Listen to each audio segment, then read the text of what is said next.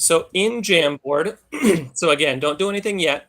What I want you to do once you get a group, you'll be put in a group, and then you'll click this next frame. It'll open up a blank frame.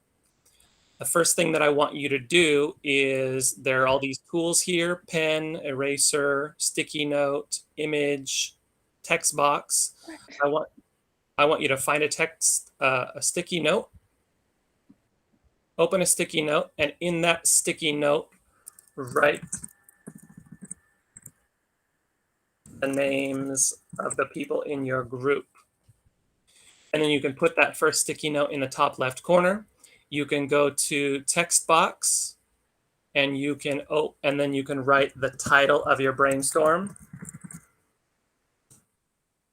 And you can put that as a title.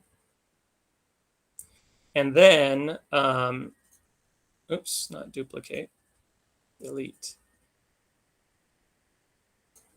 Then you can spend the rest of your time. What I'd like you to do first is I would like you individually by yourself to just brainstorm ideas. So again, you open up a sticky note.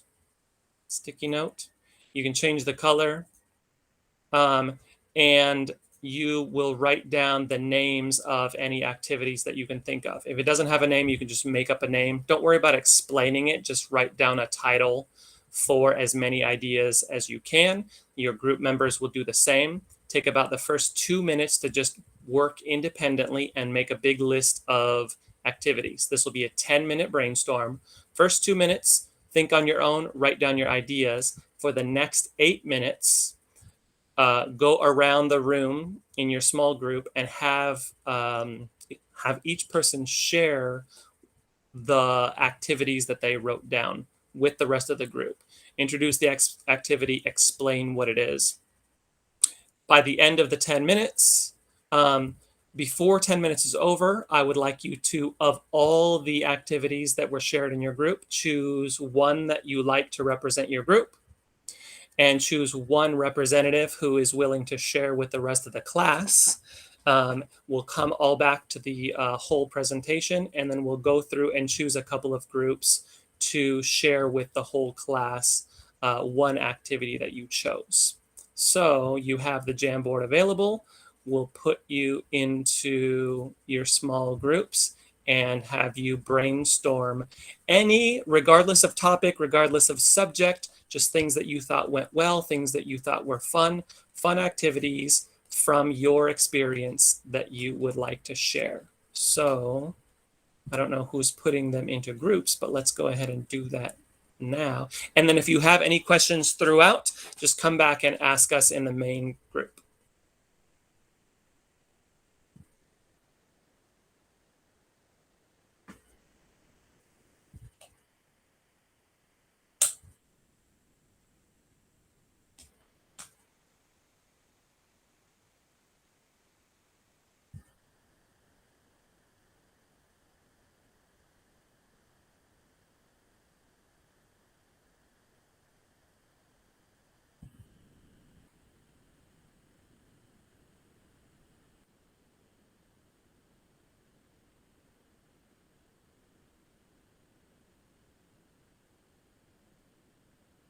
It's funny seeing all the icons for the anonymous users, like Anonymous Penguin and Anonymous Warhol, Bat, and Kiwi.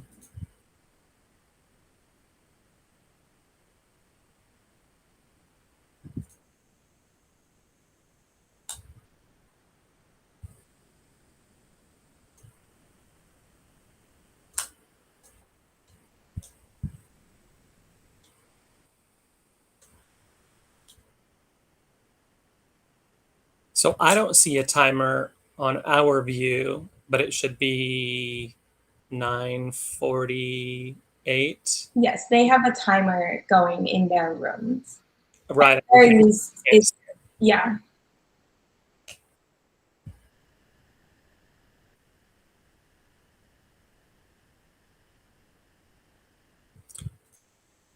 I'm seeing that groups are writing, instead of their names, they're writing group 4 or group 7 or whatever, which doesn't really Matt, I guess, never mind. I guess they're changing it.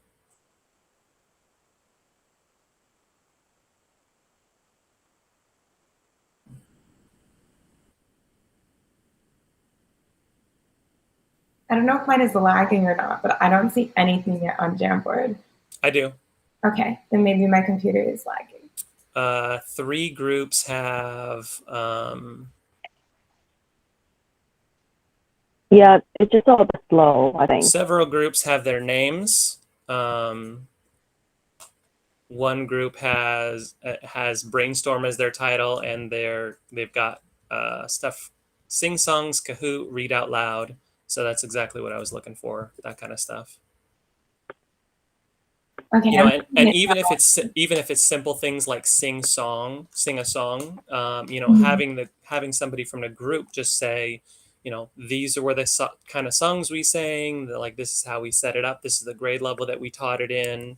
You know, whatever they want to share, sort of as the idea of they all have experience as students, and some of those experiences might be very relevant to bring into elementary and junior high school classrooms here. So, but if you don't know this, if you go to the top middle like flashcard deck where you can press the right caret or the left, and you press the down arrow, then you can get an overall view where you don't have to actually go to their slide to view it. You can kind of view a big over the top view of several at one time. So that's how I'm looking at them, as a monitor. But it looks like everybody's working and not having problems. Yeah, gallery walk. Escape rooms. I don't. How? How would you do that in a classroom? Yeah. Field trip? That might be something fun to have them share. Yeah.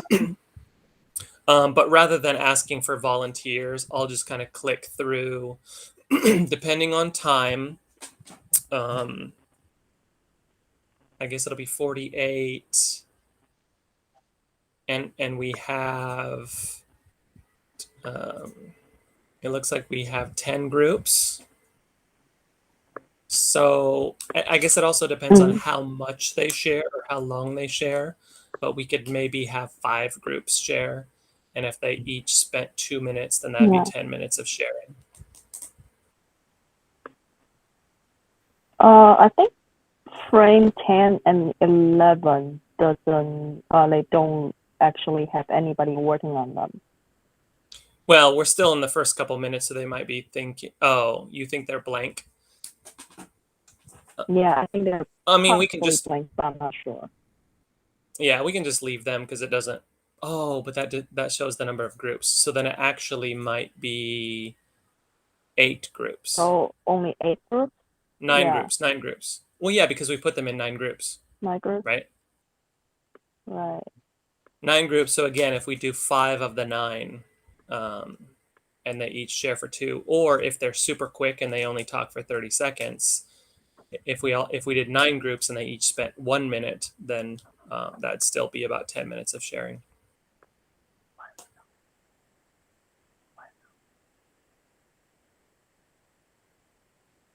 Yeah, I think whatever is fine. I'm looking forward to what they'll share in the second half of it after they have time to modify, too. Well, and that's the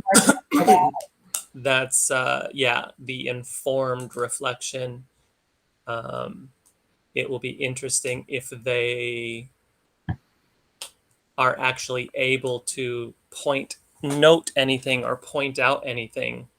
You know, and I didn't want to say what the informed reflection was because you don't want them to put that thought into the initial brainstorm, because then there's nothing for them to do in the second half if they already did the first half specifically with the Taiwanese context in mind. But we'll see how it goes. Again, it's more about team building and community than it is really how much they get out. But I'm seeing a lot of notes on the boards, so that's a good thing. Like boards filled, so that's cool.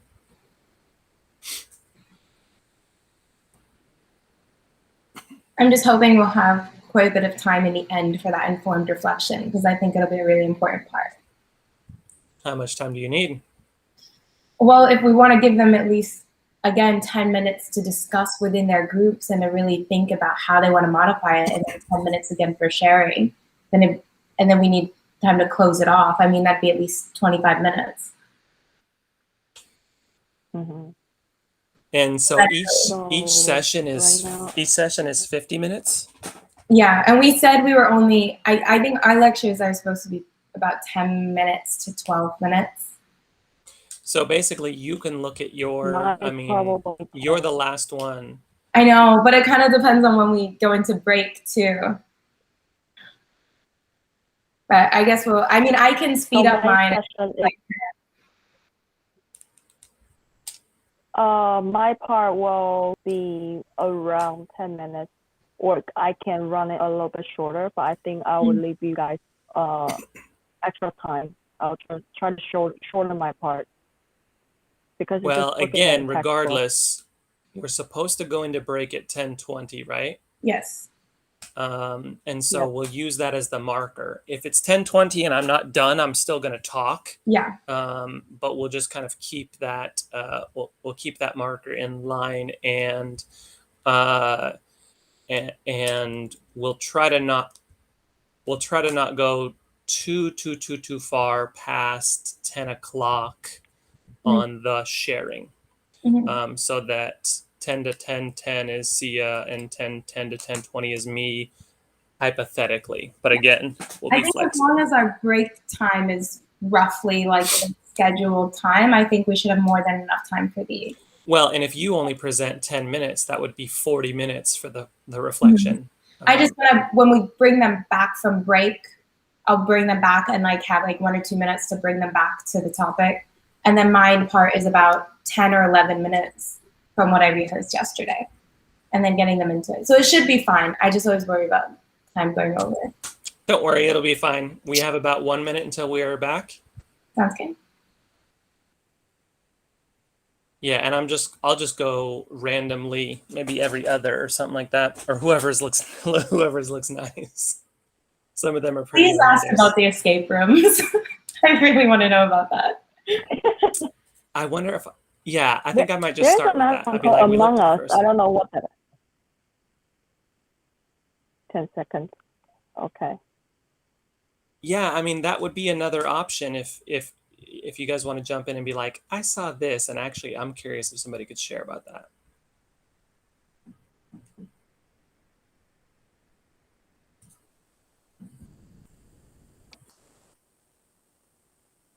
Sonia is here, or is that Kevy on Sonia's account?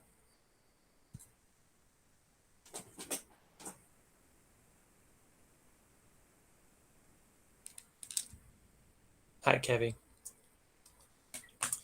Welcome back, everybody. I'm very happy with at least what I'm seeing visually on the Jam board. A lot of you have made very beautiful jams with lots of sticky notes. I'm very happy about that.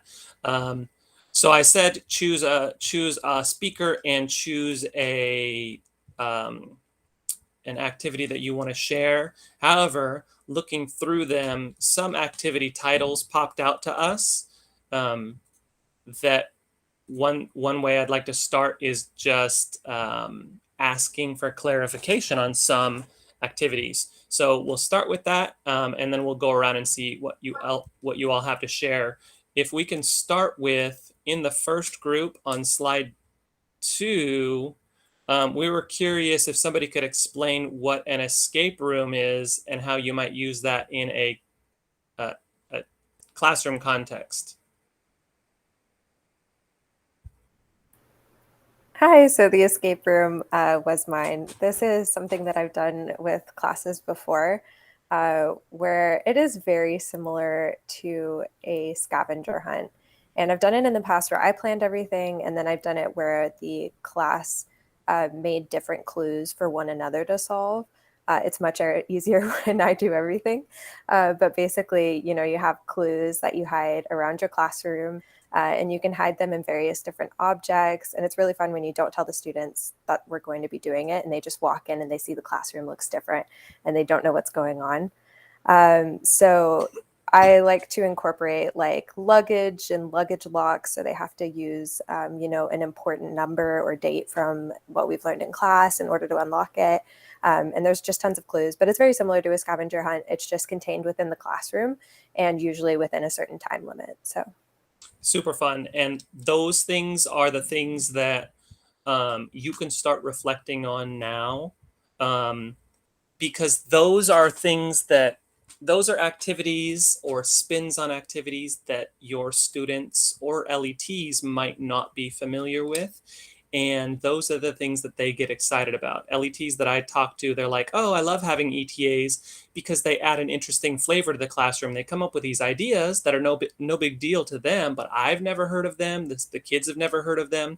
So it becomes a cultural element and a way of sort of enhancing the local English environment.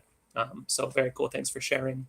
How about somebody from this third group? Hi. So the activity that we want to talk about was journaling. Pretty basic, but we all loved doing it. And it was something that we remembered fondly from elementary school, just having time to yourself to reflect on whatever you want for a short period every morning. It was kind of like soothing and also gives you practice with writing, but in a comfortable space.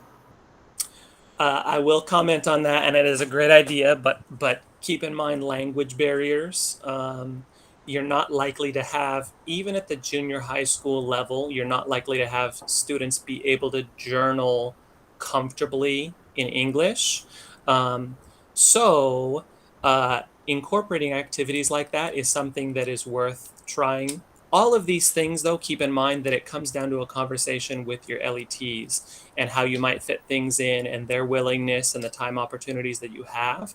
But making modifications to where you might do versions of, for example, a journaling activity where you might present it, how you might fit it in, and how that might represent you as a teacher or you as a student. But those type of like reflection activities, or even, you know, having them, for example, write in Chinese and then find ways to share some of it in English, for example, orally. But we can definitely talk about modifications of any activities that you might be interested in the future, once you understand your teaching context a little bit better and what's going on in your classroom. Let's look at these guys. This is the sixth group.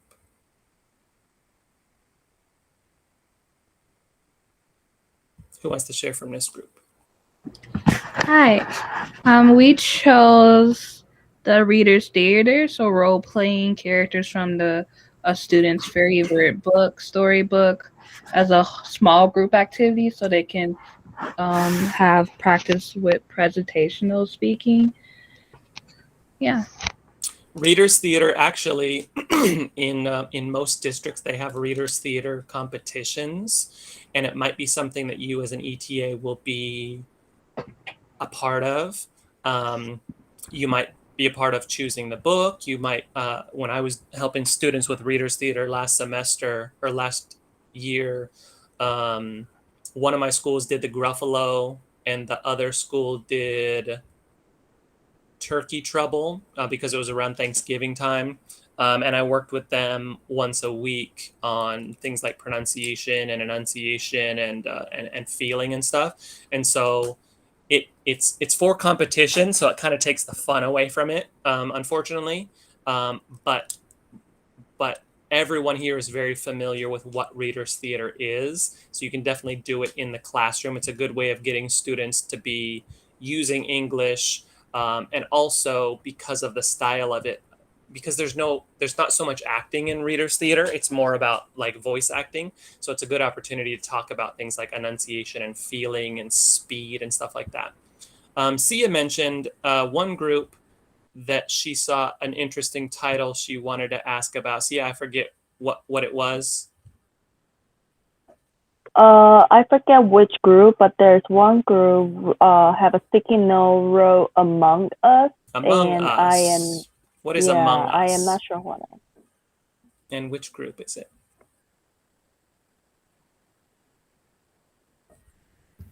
That was our group. And I'm sorry if I disconnect. My Wi-Fi is having trouble.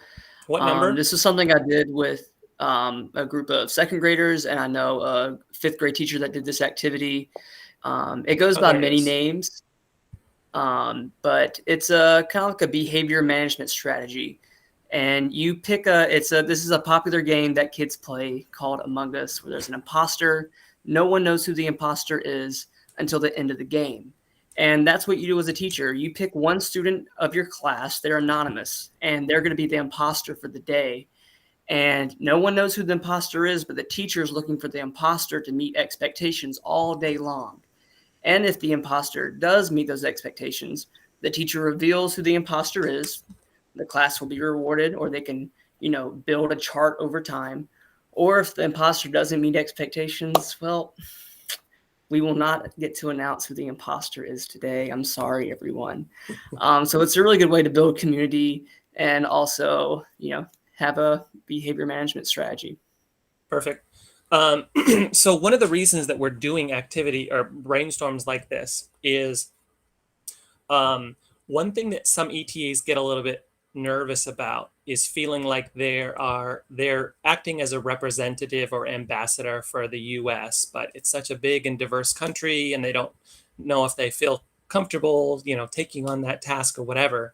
And so what I tell ETAs is that you don't have to be a representative for all of the US. You just have to be a representative for yourself, because you might be from a small town in Ohio and all any of your students know about is what they've seen on TV about New York City or Los Angeles. And so you might not be able to answer their questions about LA because you've never been there. And that's fine, but you can share what small town Ohio is like, because that might be completely different from you. I mean, I taught international students at Washington State University, and they were so surprised how many wheat fields there were in Eastern Washington. They thought that they were coming to Washington, D.C., and they're like, this is not what I thought it was going to be like. Like, what's going on? It's like, oh, surprise, this is most of America. It's just not the America that you see in your movies or whatever. So being the expert on you, being the expert on your life, a lot of what I expect you all to be bringing into the classroom is just stuff that you've done. I would rather you bringing in classroom activities from when you were a student than for you to get all of your ideas from Pinterest and it's all new to you. Because when you bring in something and say, this is something that I did when I was your age, it strengthens that connection and that culture sharing. So don't be so stressed out if you don't feel like you're, the expert you think that you might need to be, or this imposter syndrome type of thing. But spend a lot of time reflecting on who you are, things that you've done, and what might be fun and interesting to share. And the more you get to know about Taiwan, the more you'll get to see what's different here. And you're like, oh, I think that you maybe haven't heard of this, or talk to your LETs. Have you ever heard of a game like this? Oh, you haven't? Maybe we can try it in class. Let's look at this great group 8 and have somebody share something. And this will be our last sharing.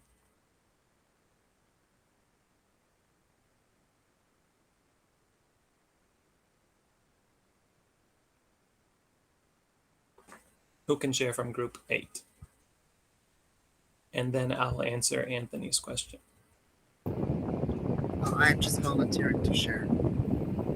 Oh, okay. So one of the activities I came up with was something I did with my high school students. It's making a vision board, and they enjoyed this activity because it's a good way to do goal setting and kind of just to see what you do in your life. And if you get creative with it, and use magazines, and I found it was a good way to incorporate language as well, because they had to talk about their goals. Great. And one thing that I would suggest, because again, there's likely to be language barriers, even at the junior high school level. But you can consider, especially if you're doing heavily culture focused activities or very personal activities, is I would just say have them do them in Chinese and then add English on top of that. So, for example, if they're looking through Taiwanese magazines, or if they're writing things initially in Chinese, and then from there, learning how to express some of those ideas in English. Because if you expect it all to be done in English, it's going to put a big burden on the activity, and they're likely to end up making choices that fit the language level, which is not going to be, it's not going to provide the depth, especially if you're asking them to talk about personal things. And so, focusing on culture, focusing on personal, is where you're going to want to explore a mix of Chinese and English use. And that's where the partnership between you and your LET can be valuable if you're doing things in both languages. Thank you all for sharing. We'll come back to these Jamboards at the end of today's session, but we're going to go ahead and move on into us talking about our experiences with English education in Taiwan as far as activities, teacher roles, and approaches to the English language classroom. And we're going to start with Sia. Okay, so thank you everybody for participating in our brainstorm activity. Now let me share my screen really quick.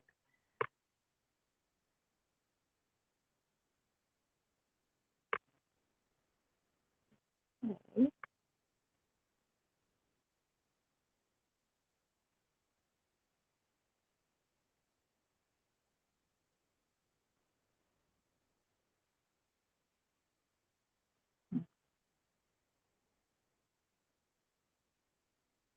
All right, so now let me present this so everybody can see it more clearly.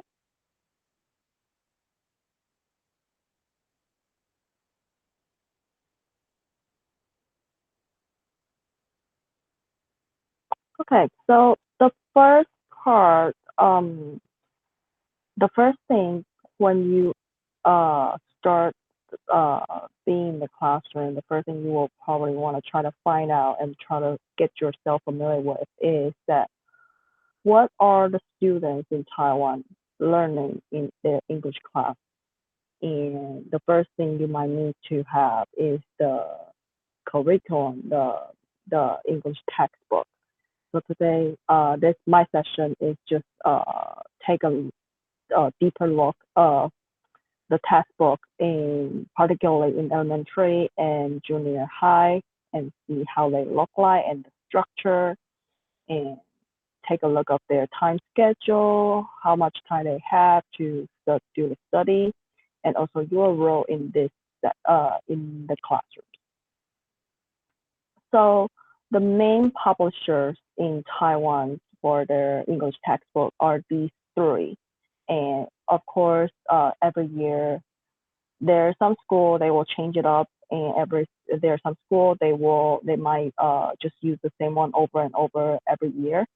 So it depends, but most likely the structures and the content or the vocabulary they choose, like they have some sort of top 2,000 word list, will follow the same guideline almost from almost for every school and every publisher.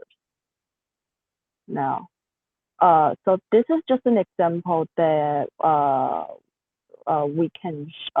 we have access to. Unfortunately, from these three publishers, a lot of resources they share online are not accessible for people who don't have an account. So, for example, I am pretty sure that you may not have the account access to their online system, but your local teacher will definitely have them. So once you met your local teacher and once you have an idea if you can get a physical book, great. If you can, maybe ask your local teacher to see if they're willing to share their account information with you, because there are also other resources they might use when, for example, like create their own assessments and everything. So, but talk to your local teacher. They definitely will. I think they will definitely willing to share this kind of information with you. So now what you're looking at is just the overall. This one is grade elementary school textbook. I think this one is grade 3. And this is actually captured from online. For the physical book, it might look a little bit different. So you will see like they start very little, very small from alphabet and introducing characters like names and the start unit. So later we will talk more about these. And then, so in this early stage in learning English language in elementary, most of all, especially from grade 3 to grade 6, their textbook usually come with a vivid illustration to support students' comprehension. So you can tell that their textbooks are the characters they create or like the visual they create are super cute and it's super engaging. And most likely we will see this repeated a lot, like alphabet learning, especially when they just start learning this language, and they will teach students how to recognize uppercase, lowercase, and some writing conventions. Partially, there are parts that will teach them phonics and new vocabulary, and usually the vocabulary are common vocabulary that you will use in a daily life, and also functional languages, functional English or classroom English, such as stand up or jump, or those kind of simple vocabulary, and simple grammar, and a lot of repetition practices. And also there's also sometimes will come along with the song or activity to engage students, but usually this part is more of extension. So for elementary textbooks are pretty straightforward, and this is just a sample how it looks like, and this is from Hanlin Publishing. And in the beginning of the unit, they usually tell you what's the learning target in the beginning of the unit. But of course, sometimes, most of the time, they are in Mandarin. So if you don't have, if you are not able to understand this, sometimes it's good to ask your local teacher. Now, this is also another one. So you will see like the visual is very, very attractive and very cute, but the language components are very simple, very straightforward, and they just take it bit by bit. Now, this one is for junior high, and I believe this one is grade 7. Now, usually when they are planning out the entire unit, they will have 6 units. The main unit they will be studying. In between 2 units each, they will have a review to go over whatever they learned in the previous 2 units. Also, in the beginning and in the end, there will be a starting unit, sort of like reviewing what they learned from grade 3 to grade 6. And in the end, they will have some extension learning, reading, sort that kind of reviewing activity or reviewing section. Now, in each unit, this is general structure. They will have a warm up. Later, I'll show you the example, and they will have a dialogue or a story, and they will have their theme words. Basically, it's their keywords in that unit. And like what we did in the workshop previously, you'll find that sometimes you will find there are more than just the keywords they highlighted in the beginning of the book. Sometimes within the dialogue, they also have their own keywords. And also they will have a grammar focus. Later, I will show you in the next page. And partially they will add on top of that, they will have another session for reading. And of course, they will have sounds and letters. It's similar to grammar, similar to like phonics learning to help students to for their word pronunciation. And with the exercise, usually it's the listening and reading comprehension practices, and with the extension stuff for teachers to utilize when there's extra time for them to do so.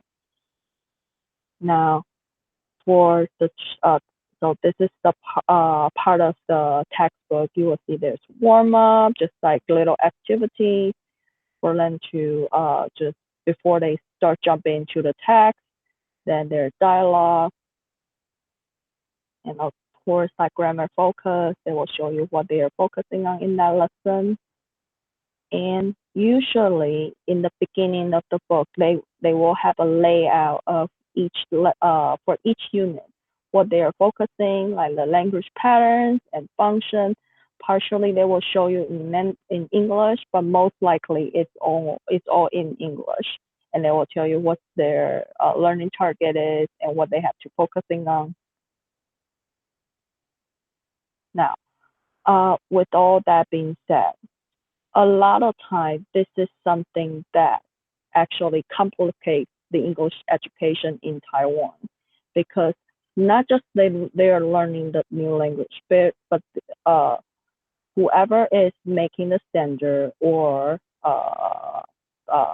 publishing the books, they also want teachers to be able to teach students these reading skills. So, for example, overall here there's 5 big targets that they have to hit. For example, like identify the main idea for each topic, or utilize graph organizers to organize their understanding of the text, or use context, in this case, like their illustration in reading materials, and predict what is going to happen next. So they have to comprehend, and they also have to predict, and also they have to be able to ask questions. And they, after reading, they also have to be able to summarize the story or dialogue and then explain what they understand. So all of these are actually cover a lot of higher level of comprehension skills. So many of you had the teacher training before, and some of this might be something new to some of you, but the higher in this level gets, the more complicated the skill it is. So not just students in this case, when they're learning a new language, not only they have to memorizing the new vocabulary and try to understand the complexity of the structure, but they also need to be able to apply or analyze what they are understanding or what they are reading, which includes a lot of things that they have to do at the same time. Now let's take a look at the time. So within one semester, there are 21 weeks in one semester, and within that 21 weeks, there are 3 weeks they will be used to do their final or midterm exams. And so during that week, usually they will just review things. And each week there might be 3 or 4 English lessons being conducted. Now, so roughly you will get 2 weeks, which means only like 6 to 8 lessons to teach per unit, which is a very short amount of time to cover a lot of things, including the skills, the language, and the new vocabulary. And this is it's very difficult for teachers and for students to be able to process, because everything is new. So there are many ways to try to conquer these challenges, but it's very challenging for everybody. So here is one example that where you might come in. So depends on the context. Sometimes the classroom you will be working in is the English classroom, so there's no CLIL. Sometimes it might be a CLIL lesson.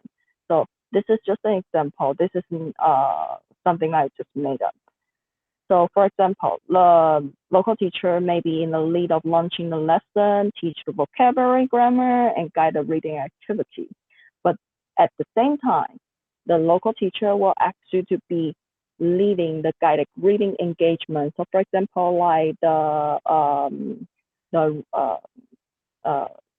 what's the things that we were just talking about, the acting theater, maybe just like read out loud the story and engage students to be participating in the reading. Then during this period of time in teaching, the local teacher is working with students in every lesson. But for you, you will be possibly work with students 1 to 2 times per week in a short amount of time. And so the teacher might be asked you to try to design an engagement activity like the theater, or maybe like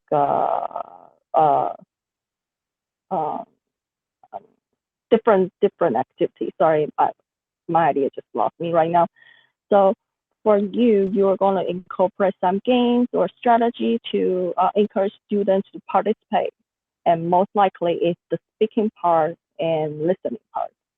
So, but all of these being said, it depends on the collaboration levels and teaching experience between you and also the local teachers, and the flexibilities of the lesson design and how flexible the local teacher is, and the schedule, of course, and the classroom dynamic and the comfort level of you, your local teacher, and the student. So there are a lot of moving parts. So in the next session, David is going to help us to talk about how it actually looks like in the traditional in a traditional Taiwanese classroom. David? Thank you, Sia. Let me share on my side.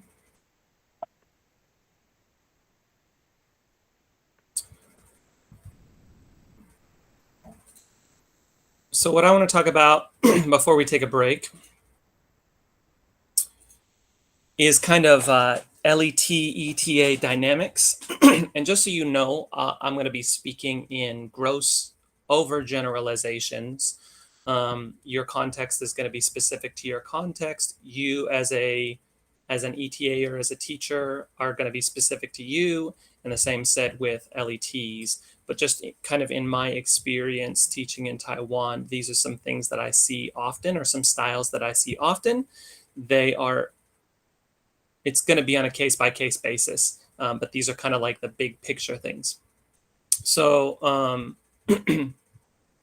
but I think that talking about traditional LET and ETA roles can help inform the types of activities or teaching approaches that might be appropriate for your context, that you might find in your in your situations, and that it's also good to think about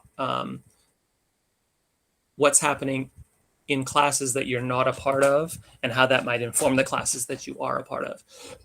So we refer to LETs. Those are local English teachers. Those are Taiwanese teachers of English. They might be certified. They might have 20 years of experience. They might be new. They might not be certified. They might be homeroom teachers. There's a lot of different circumstances that might put someone in an LET role. But ideally, they speak English. Although if you're teaching in a CLIL context, you might be working with a science teacher who isn't super confident in their English. So again, it all depends on the context. But in general, especially in an English context, the LET is the stable long-term foundation. And I mentioned that as being important because they're still at the school working with the same kids after you leave and go back to the US. Like these are the ones kind of shaping how the school works in terms of the English programs. They also are more likely to work with the students that you work with 2 to 3 times more than you do.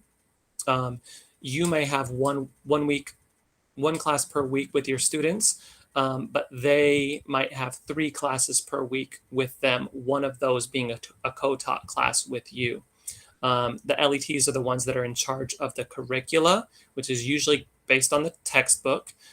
Those usually are approved by administration based on national standards. And it's their responsibility to make sure that those standards and that curriculum gets taught.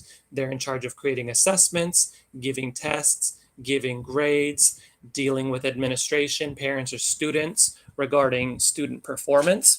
So it's really important to keep in mind because in some cases you might get some pushback. I want to do an escape room. I think it'd be really fun, but it's going to take a whole class or it's going to take 20 minutes. And your LET might be stressed out because they've got tests coming up. And it's important to keep in mind that all of the real teaching and the real responsibilities are on the LETs. And sometimes the things that we bring to the classroom, which are more fun, more culturally based, are less likely to be on the test. And in some cases might feel superfluous, especially to the LETs, might seem like an extra fun thing. And in some cases they might feel like we don't have time for extra fun things. We have real things to get covered. And so those are negotiations that you need to have with them, ways to get, both sides met. And we can help with those conversations as well. But it is something that might come up. I'll give you an example of what a classroom might look like. There are not a lot of examples of actual classroom teaching online. Taiwanese teachers tend to be quite shy, and also maybe for privacy reasons. But this is an example from last semester. This is a pandemic video. And so the teacher's students were online in this case. So in the case she's teaching her lesson, there are no students physically in the classroom, they're online. But I do think that this example is not too dissimilar to a class that a local English teacher might give to an in-person class regardless. So we'll take a look.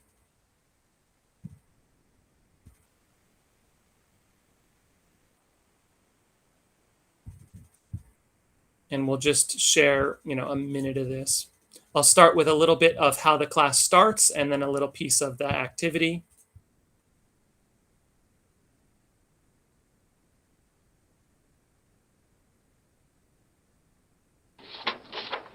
好，各位同学，大家好。 And give me a 那我 thumbs 们 up if you 上 can hear 次 it. 讲到的是初步的过去式的观念，然后以及把上一次的那个单字整份上一个单元的单字表，包括单词跟句型都有要求同学要去做功课，然后去那个背单字。好，那当然就是那个抱持着相信各位同学的一个立场，然后你们的单字 So this is 希望 how 都 the 有 class 如实的 starts. 背， Basically, 即使没有找到这边来。 welcome back. Here's what's going on. Let's get down to business. And then what the activity or, a main teaching part might look like.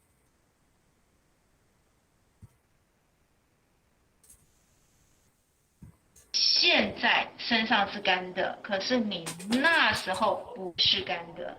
好 ，you 现在哦 ，you are 是哦，是肯定。那 you are dry。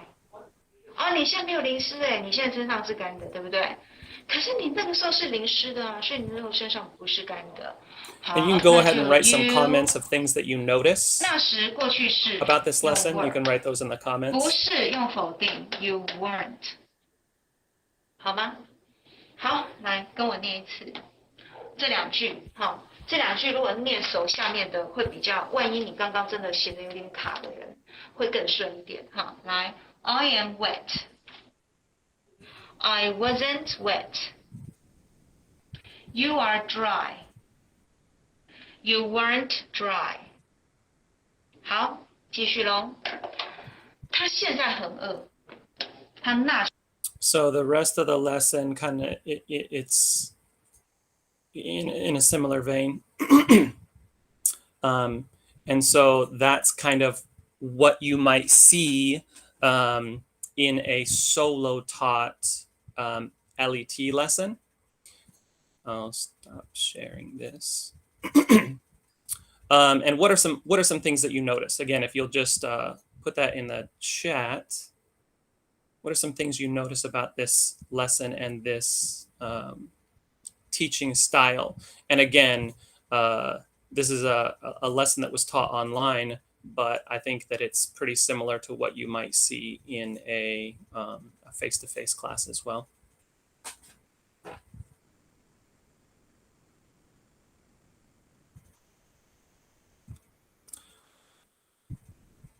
So I see translating tenses, repeated patterns, lots of Chinese. It is likely that most of the lesson is going to be in Chinese. For efficiency and for comfort, teachers have been using these like TVs, which are kind of used as smart boards, which is nice. Fill in the blanks, repeat after me exactly. So you're going to see a lot of these things. It's going to be very instruction focused and very focused on, introducing the grammar pattern, the vocabulary, explaining how things work, showing examples, and then repeating. But you're not gonna hear a lot of English in such class.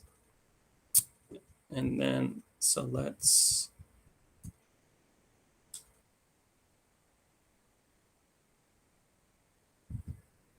let's look at some things that might be expected of ETAs in contrast. So things that ETAs might be expected to do, jazz up the English classroom. So if you think of the LET classes might be traditionally all that. You have those kind of lectures and then you have tests. The idea is with the ETAs is you bring some fun element, some interest, some more engagement. Now keep in mind, not all LETs are like the example that I showed, but many of them are. And so you're kind of trying to bring some fun element, make it more interesting so that it's not just to the point, let me teach you something and let me test you on something. ETs are usually also being charged with the authentic English use model. So you're expected to be speaking to them because they might only be able to hear native speakers from the CD or from the ebook. So they want to hear you use it, especially it might having you in the classroom might also make LETs a little less confident in their own English. Rather than them reading the sentence, they might throw it to you as the more authentic model. And that's something that you can make sure that the LET doesn't worry too much about.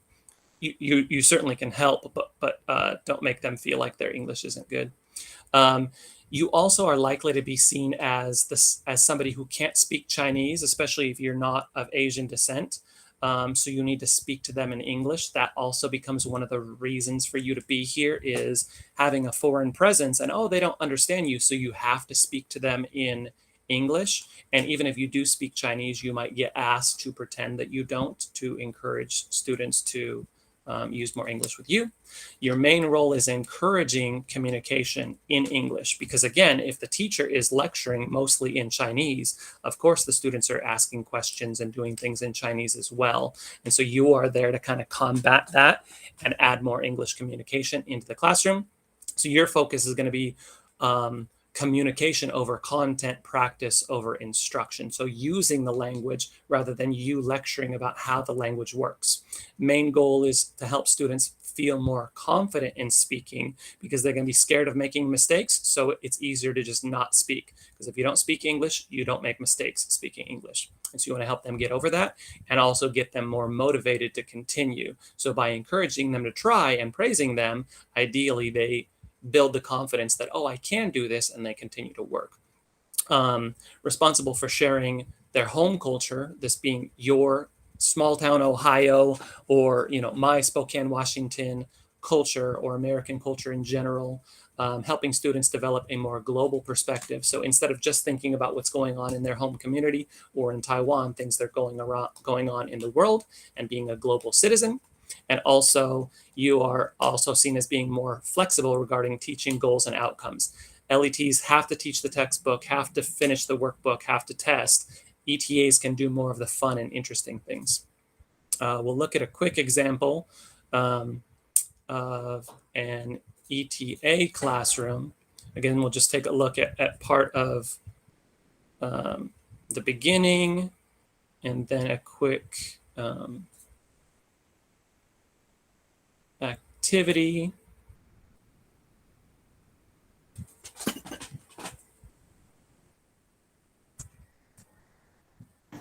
Good morning. And again, you can comment about things that you notice. Hands up. Hands up. Hands up. Hands down. Hands back. Shake your hands. Shake, shake, shake, shake. Shake.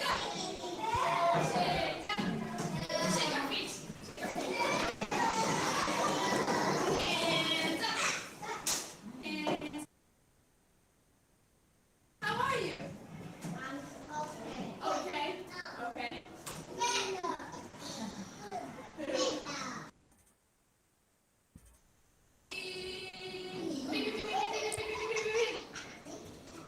Brody. Brody. Hello, Brody. Okay. Okay. Hello, Brody. How are you? And look at an example of an activity. Paper. This side. This side. Hands on top. Are you ready? Listen.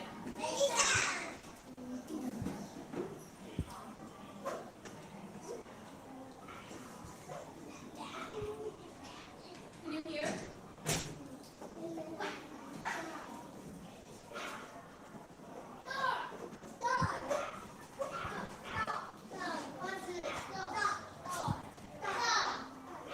Three, two, one.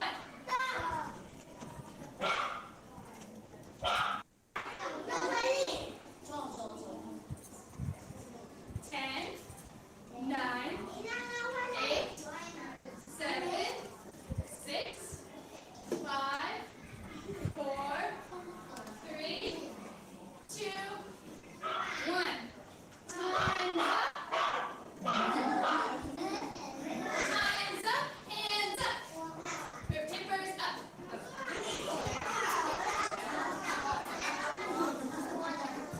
So she had them write down what they saw in the what they heard. She had them draw them. Hands down. What's that sound? What's that sound? Raise your hand. What's that sound? Yes. Yes. A dog. What's that sound? Yes. A dog. What's that sound? A dog. What's that sound? Okay. Drum roll. So then she shows, she revealed, so she had them listen to a song or a sound of a dog barking. They drew a picture of what they heard. They held it up. What's that sound?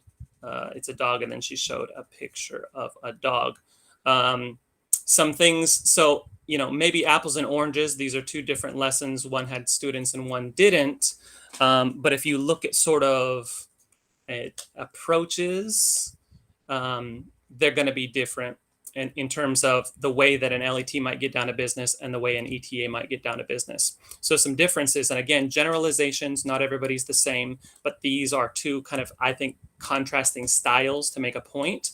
LETs are more likely to focus on instruction. They're going to introduce the topic. It's going to be in Chinese to make sure that everybody can explain or that everybody can understand. And the purpose is for them to understand so that they can take the tests. The goal being that that students want to get good test scores, and she's going to help them give good test scores. ETAs, on the other hand, are going to focus more on practice activities, specifically with communication, listening and speaking, so that they can hear and speak as much English as possible. Ideally, they want to help students enjoy English, feel comfortable and confident using it to learn and communicate, and to develop an interest in international communication and cultures. So how does this relate to teaching approaches and activities? Recognize that LETs and ETAs are often playing two different roles.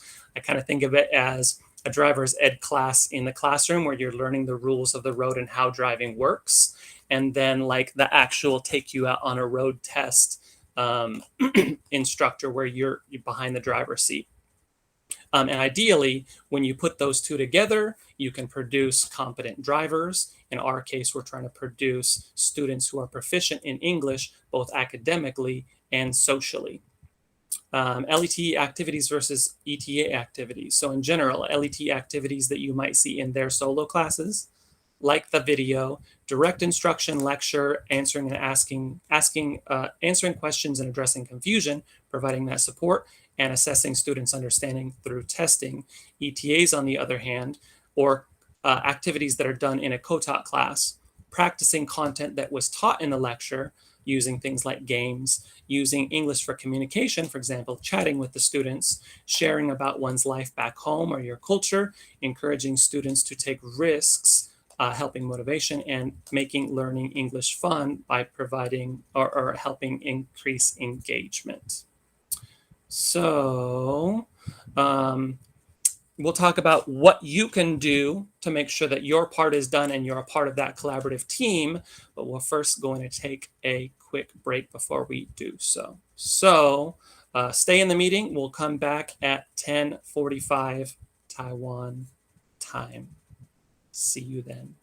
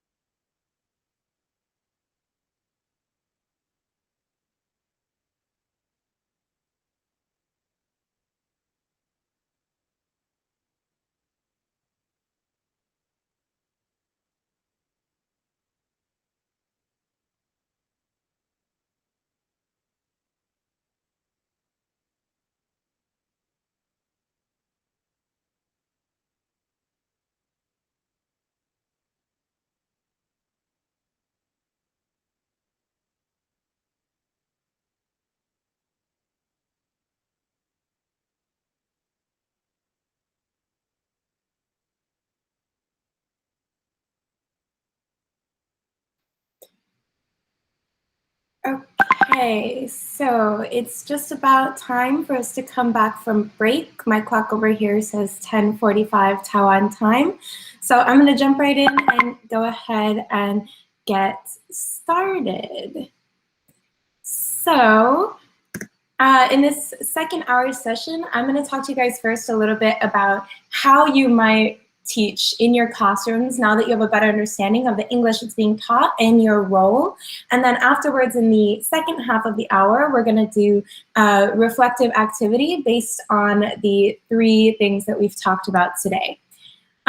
So getting right in, now that you kind of understand a little bit more about your context in regards to what English is being taught, what the textbooks look like, as Sia went over, and also that you understand a little bit more about how LETs are teaching it traditionally from what David introduced, and also what your role will be in that picture. Now, I want to talk a little bit about what you can do within that context to succeed. So I want to start by telling you guys that there's kind of 2 different main strategies, or 2 different categories of strategies that you might use to succeed in this specific context. And again, this is an overgeneralization, oversimplification, but the first set of strategies might come from you being a part of a team as the LET-ETA team. You can work on things like communication and transparency with your LET in order to have a very clear understanding of expectations for your role. This is a really important part of making sure that you can do your best to succeed, because again, you're doing this as part of a team, not necessarily by yourself. So this is going to be one very key element. The second set of strategies you can utilize come from your role as an English teaching assistant. So there are several different teaching approaches that you might try and utilize within your role to best work with the students and teach and convey the content that you're trying to get across to them. So these are kind of the 2 things I'm going to be talking about today, but I'm going to be focusing mainly on the teaching approaches that you might use. So the first part of that is about communication and transparency with an LET. So while every LET's approaches are different, so as David mentioned before, every LET is going to be different. They're not all going to look like the example that he gave, which means that every ETA-LET relationship will be different as well. So that being said, it's going to be very, very, very essential for you to establish a clear line of communication and transparency with your LET when it comes to in things like teaching pedagogy and beliefs and understanding each of your roles, especially because you're going to be an ETA in their classroom. And so it's going to be really key that you understand what their goals are and what their needs are as a teacher in order for you to kind of fill in the other part of what you can bring to the classroom. So because this is such an important topic, it's one of the most important topics that we could possibly talk about, in my opinion. We're actually going to have an entire workshop talking about cross-cultural communication and co-teaching. And that's going to be our first official workshop of the semester once you get to Taiwan, sometime in October. It'll be different for each of you guys based on where your group is. But we'll give you if you don't have the dates, you'll get that later. But I'm actually not going to talk more about this today because we'll have a whole workshop on it.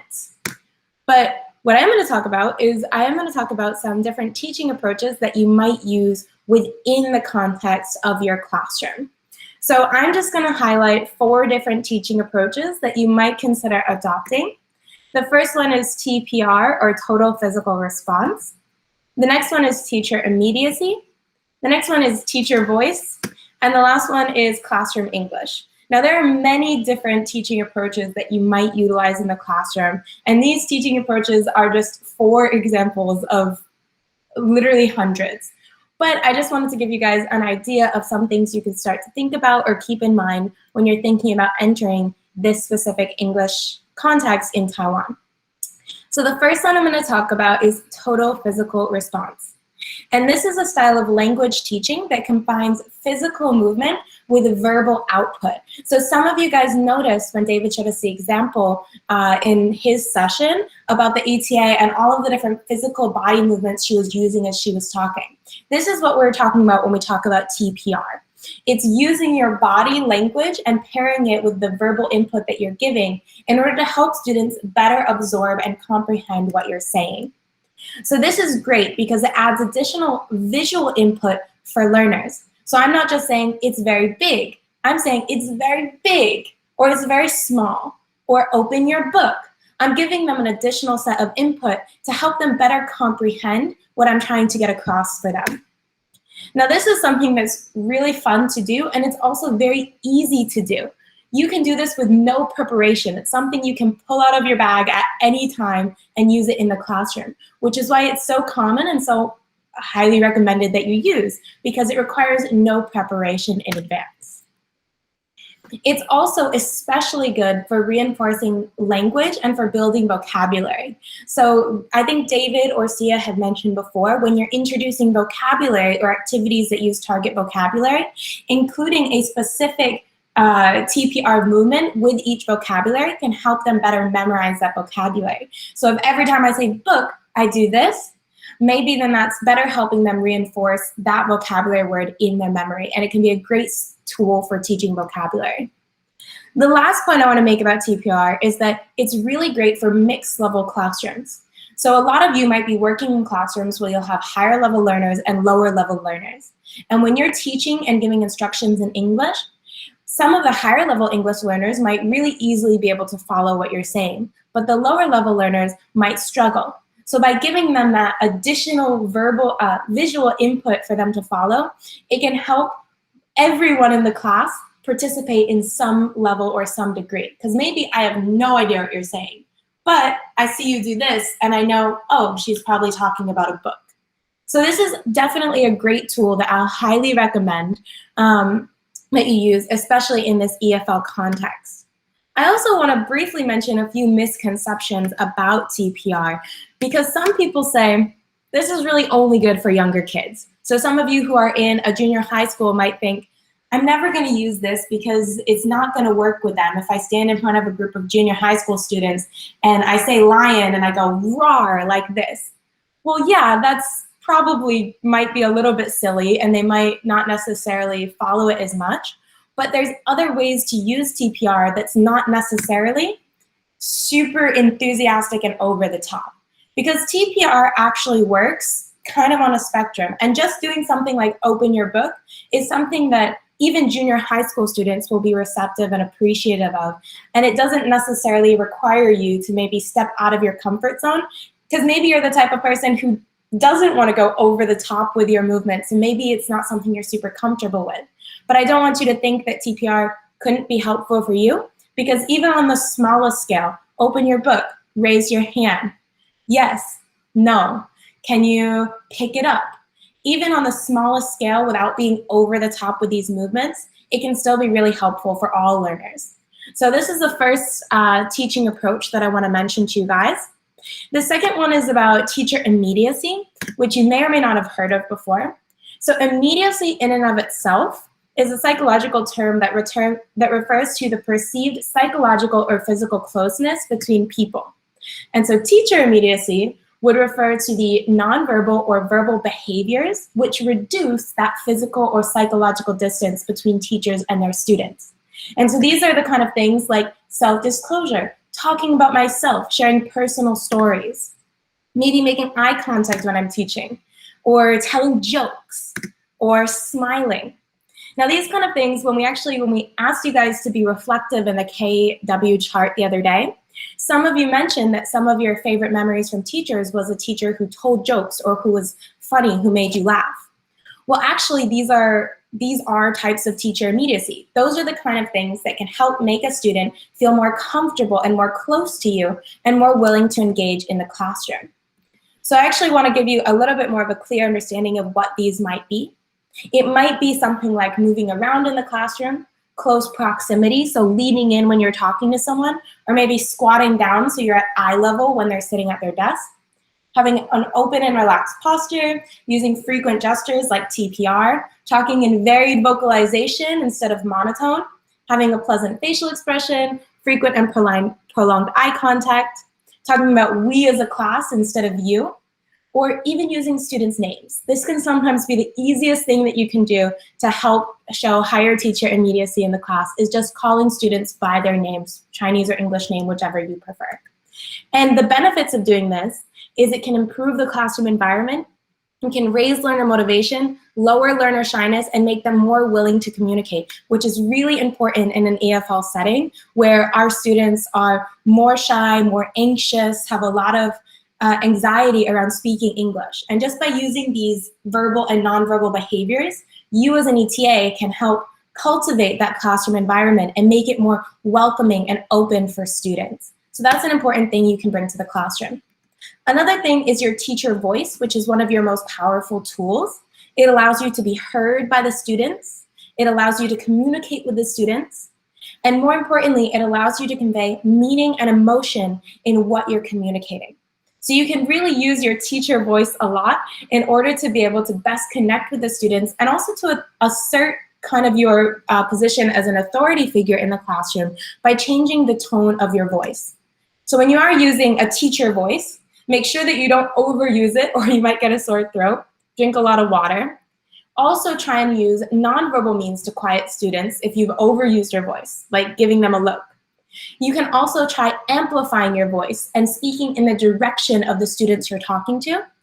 And also you can work on using different levels of your voice, whether you go loud now and then quiet later, to help give a kind of like a different atmosphere to the classroom, depending on what message you're trying to portray to them at the time.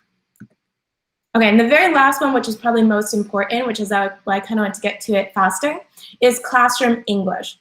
Now, we could spend an entire workshop talking about classroom English, and David has in the past. But I'm going to give you kind of a very brief introduction to it and highlight some of the key points to keep in mind when it comes to using classroom English. The first one is be cautious about word choice. Use repetitive commands. Establish a routine with your words. Be mindful of pace and enunciation. And be able to rephrase on the spot when encountering a barrier. So I'm going to break each of these down. When it comes to being mindful about word choice, I want you to consider what the students will actually be able to understand or comprehend. So maybe don't say something like, let's shake things up a bit, or have a seat. Maybe consider saying something like, let's try something new, or please sit down.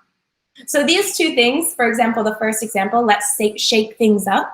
This is something that maybe we all know what you mean as native English speakers. But this phrase, this specific colloquial phrase, is maybe not something your students are familiar with. So if you're talking in class and you say, okay, now we're gonna shake things up a bit, maybe nobody will understand you. But if you refer to vocabulary that you know they already have in their vocabulary bank, such as let's try something new, you'll be better able to convey messages to them in the classroom, and you might even be able to limit the amount of translation your LET has to do. Because if you're using language they can comprehend, then you don't have to rely on a translator. Same thing, have a seat. We know that means sit down, but they might be familiar with the phrase sit down. So just be cautious about what words you're using when you're addressing them to raise the comprehension in the classroom. You also might consider using repetitive commands. So maybe every day you say the same phrase, take out your English book and turn to page 21, adding in TPRs there as well. And if you say this every single class, and this exact command every single time, it'll build a memory in the students and they'll be able to understand it better over the course of the semester. And it will really help with classroom management and also listening comprehension. Same thing, raise your hand. Other different commands that you might use every time, every class, in order to establish a type of memory based with those commands.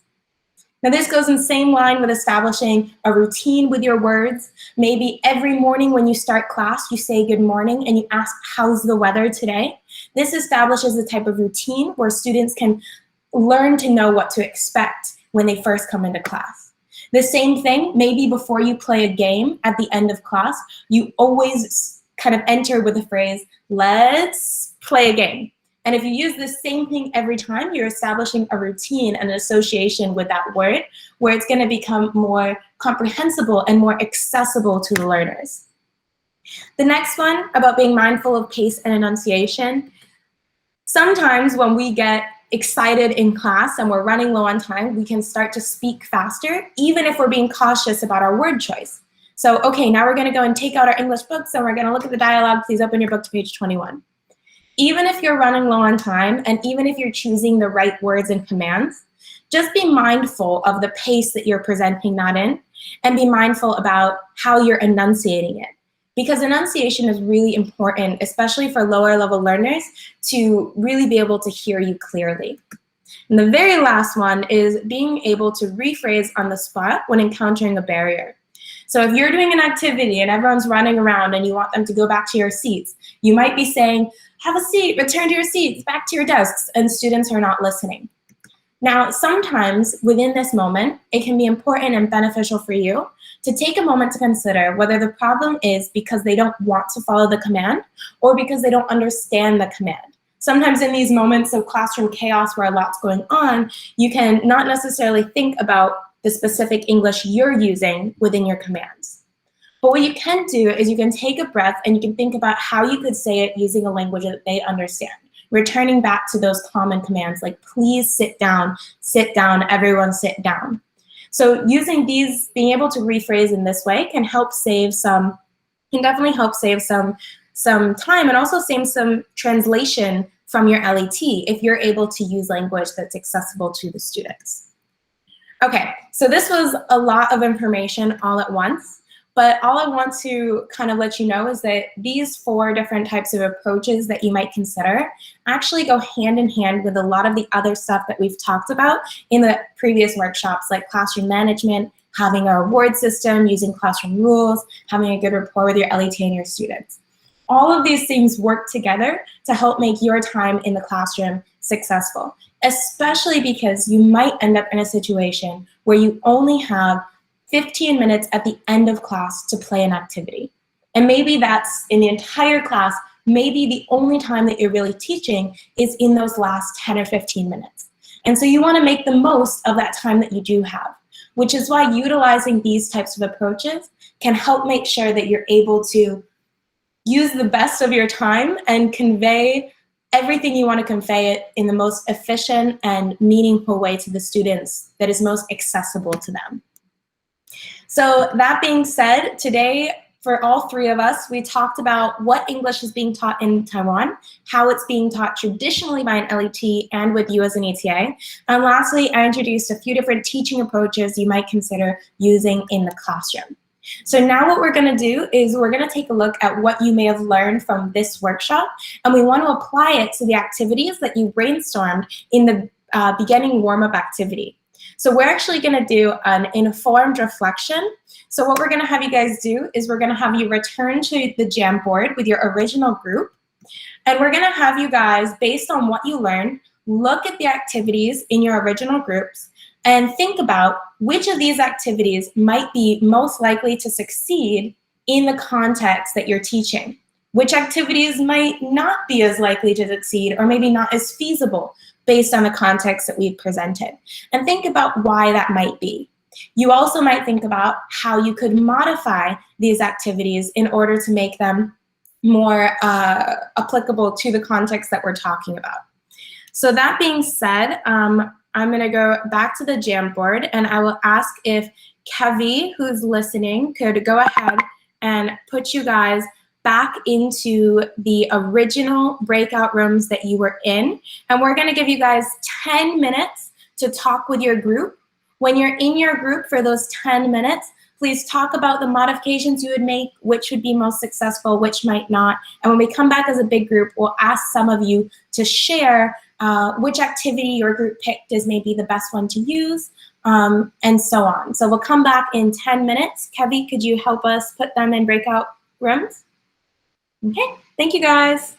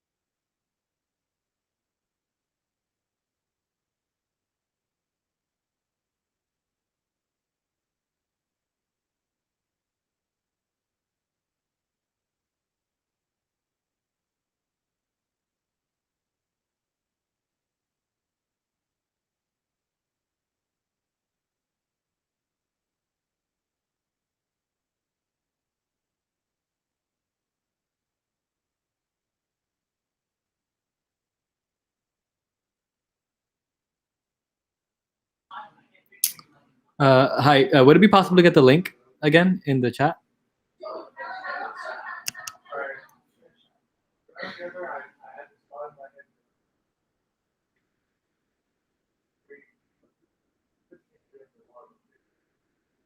Thank you. There you go.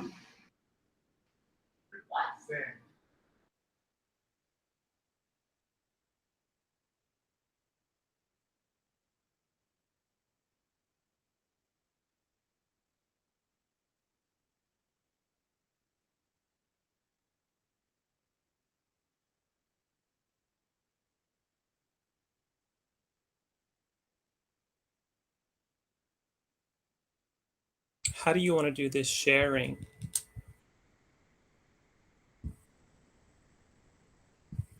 I don't know if every group will be able to come up with a good example that they want to share. I wonder if it would make more sense to do it on volunteer. I was thinking to do it volunteer, especially because to do it volunteer, and then if we don't get too many volunteers, we could just give some comments ourselves, or we could ask groups to maybe just present an activity that they're curious how we might modify it to make it applicable if there aren't any volunteers to share themselves, maybe.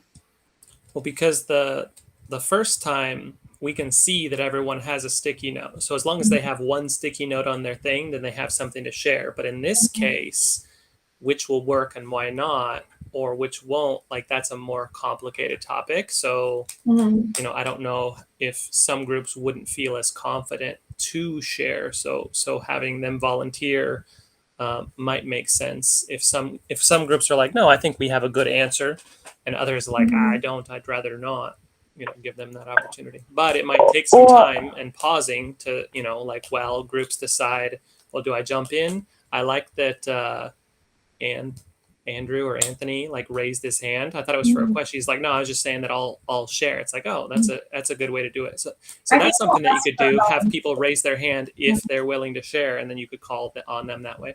Yeah.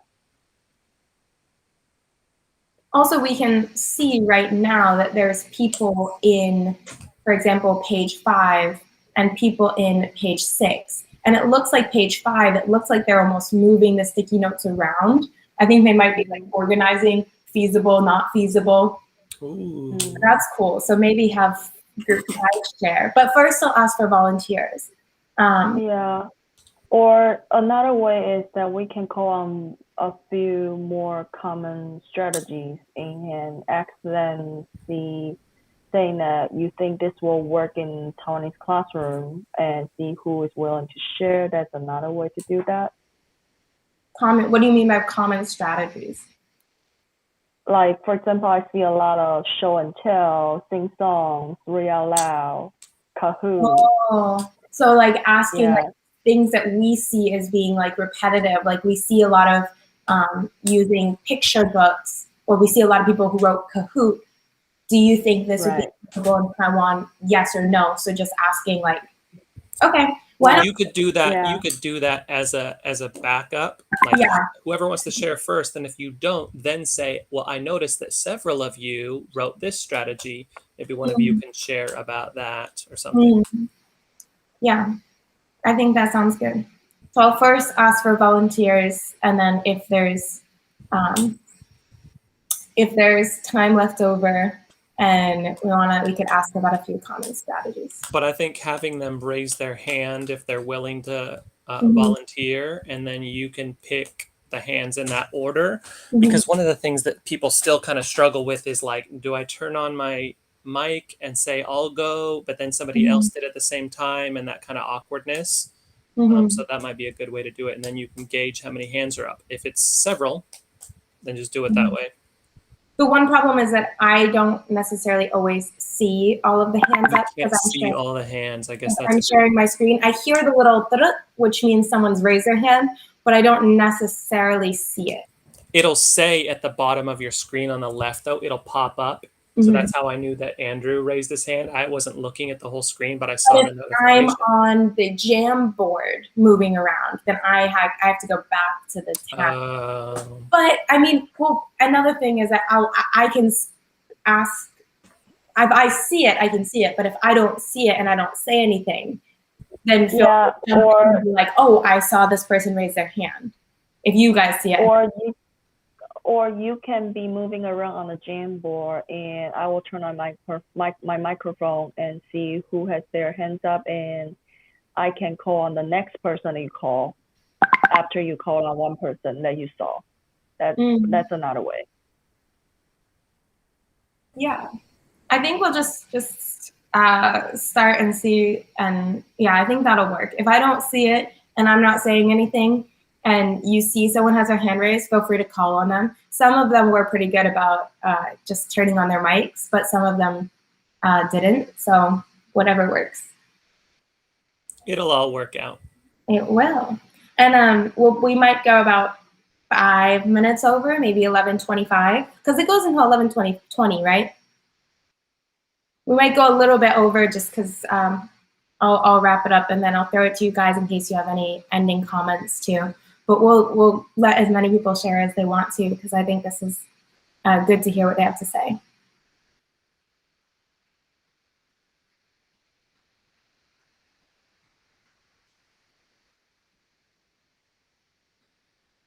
How much time do we have left on the meetings? I think they went in, I think probably about 3 minutes. They went in at 11:04, I think. It feels weird that there's not a timer on our side because... Thanks, Sonia, Kevy. I guess if Kevy is the one who put them in, then he's going to see like the host screen. So I guess the issue is that we're not hosts. Yeah. But it seems like it'd be a useful feature for everyone in the big group to see how much time is left in the little groups. Somebody go talk to Google for me.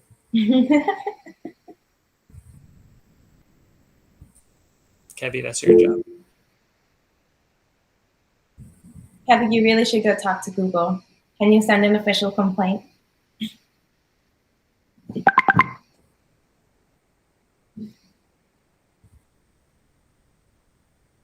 Yeah, because I think in other programs like Zoom, in Zoom you can have co-hosts, you can have multiple hosts. Mm-hmm.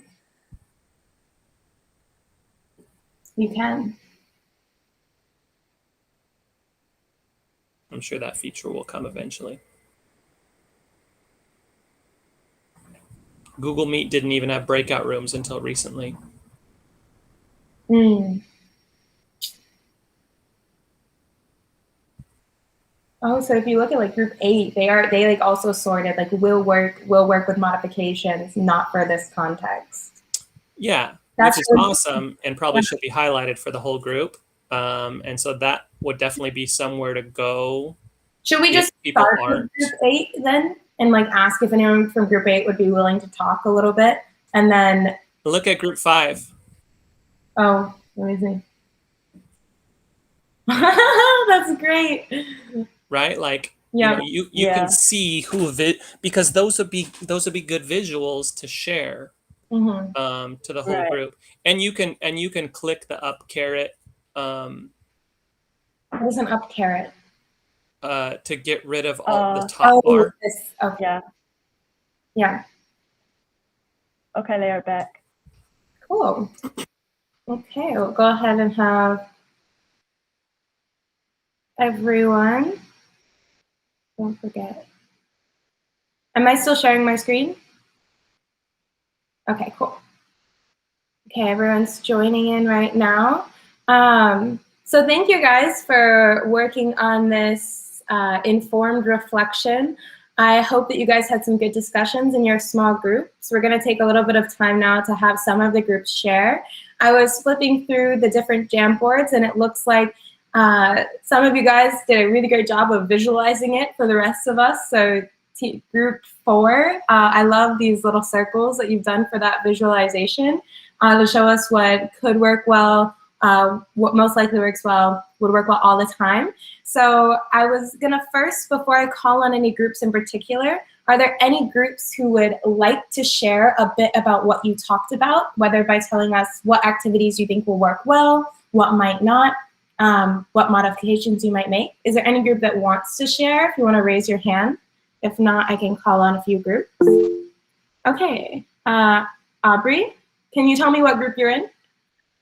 Hi, yeah, it'll be slide 3, so group 3. Okay, We cool. didn't do the fancy circles, but I can share what we talked about. But we had talked about a lot, like especially being inspired by watching the ETAs with their English camp, their virtual English camp.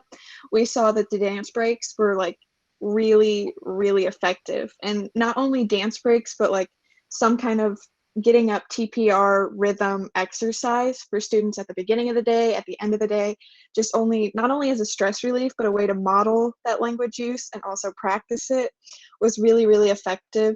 So we thought that would obviously be something that would be very accessible for students regardless over a large range of language output. So a lot of them, though, we did reflect on them. Like we had the journaling, and we had never thought before, like teaching in the US, you think I'm teaching second graders, they're at a second grade level, but they're native second grade level. Like you never think, oh, we'll just draw pictures, tell me about your weekend. We had never thought, like, what if we don't even know what language to use first in this context? So with that, yeah, we did a lot of reflecting on a lot of ours, but we felt really confident about the dance breaks and wanted to share that.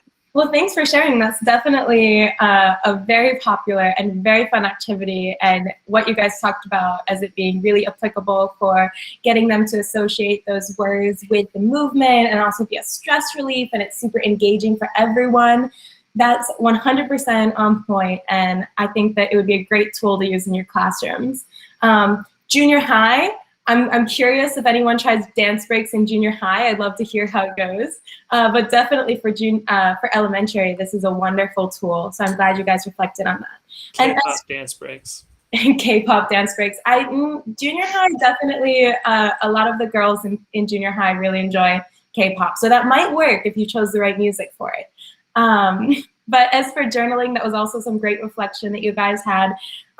Like David said before, you're welcome to try anything you want with the right kind of scaffolding and structure, like maybe adapting it to kind of having like a storyboard where they draw what they did and then just add the dialogue bubbles to add a few speech things, because they're more familiar with speech words. So, hi, how are you doing? That kind of conversation rather than written sentences, I went to the park.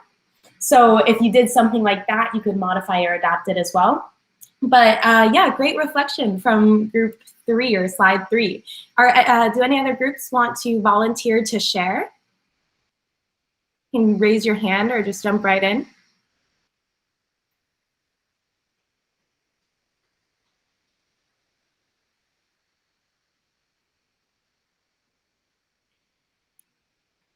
So if no one's jumping in, can I go ahead and ask if group 4 on slide 5 would want to talk a little bit, because we love your visualization that you did for us.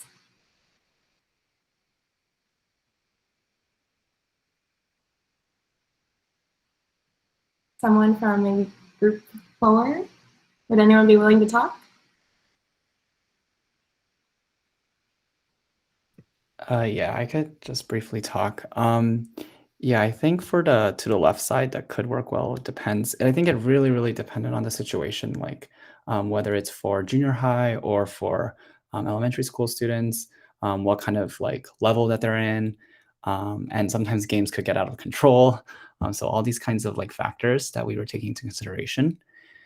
And then some things that work well, most likely like Kahoot, Mad Libs, we were kind of on the edge, but most likely we thought it might work well. And role playing is really good, so they can apply what they learn. I think that's very important. And then works well almost all the time are basically like the classroom activities that are more creative or perhaps more like expected in a classroom, like reading aloud, or like one of our members said, like charades and Pictionary worked really well almost all the time when they did it. So yeah, this is how we kind of organized it. Cool, great. I love how you organized it. Bingo is really, really, really fun, works well for all grades, elementary and junior high. It's a really great activity that a lot of people utilize in their classroom. Mad Libs also actually does work very well. The one thing about Mad Libs is that students know what a noun is in Chinese. Like they know the Chinese word for noun, the Chinese word for verb, the Chinese word for adjective, but they might not know these words in English. So that might be something that you could teach them, or you could work with your LET to do. Although I will say Mad Libs at a junior high level does tend to get some very inappropriate responses from past experience, but it still can be a great activity if you structure it well. And then what you said about charades, Pictionary, those kind of things all do really work wonderfully as well. So that was some great reflection. Thanks for sharing. Anyone else? Why don't we have one more group share? If not, I'll call on someone. Does anyone want to volunteer?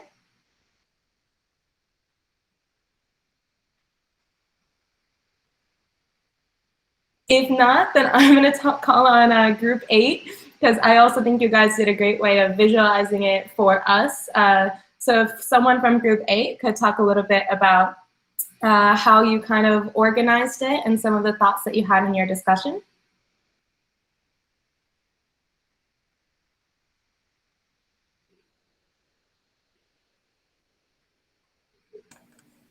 Yeah, I can explain.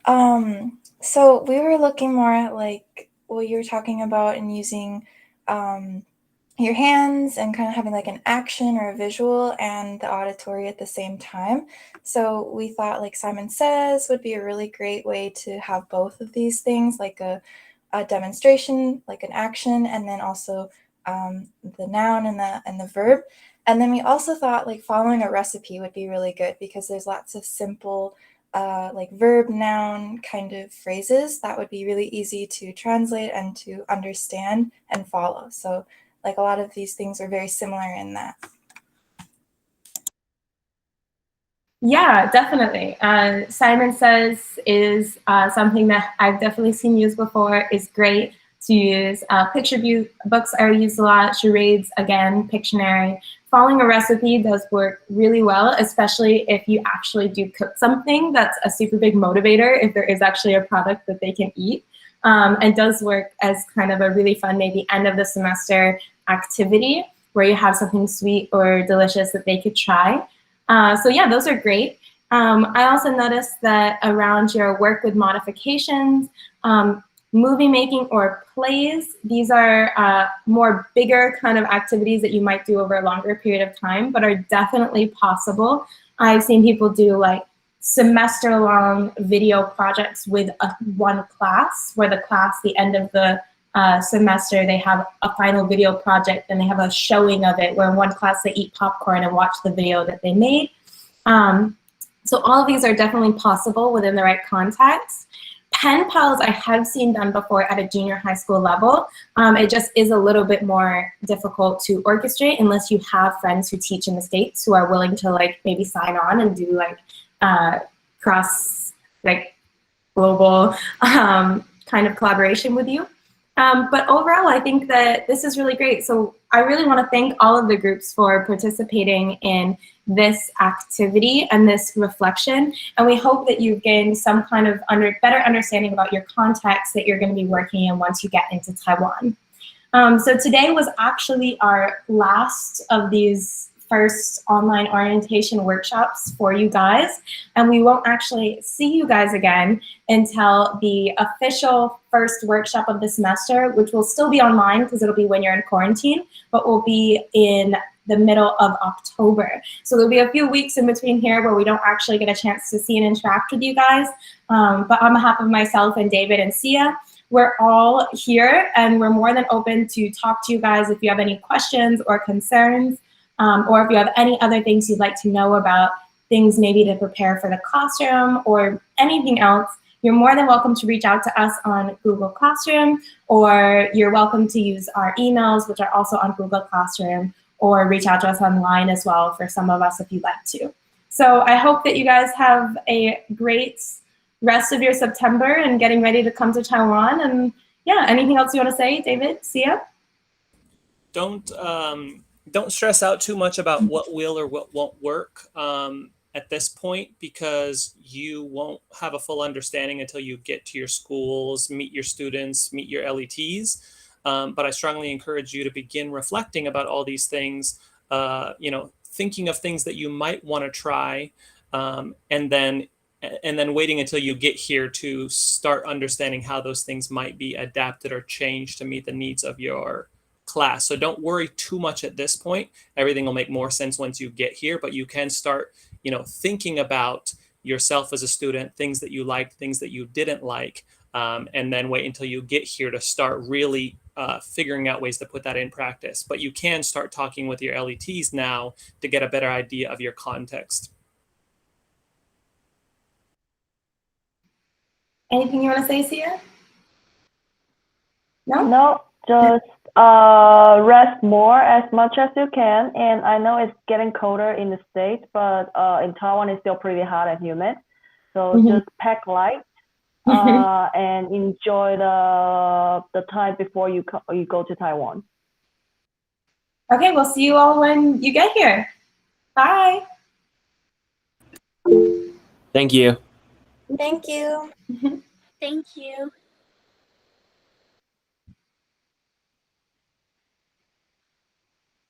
Thanks, y'all.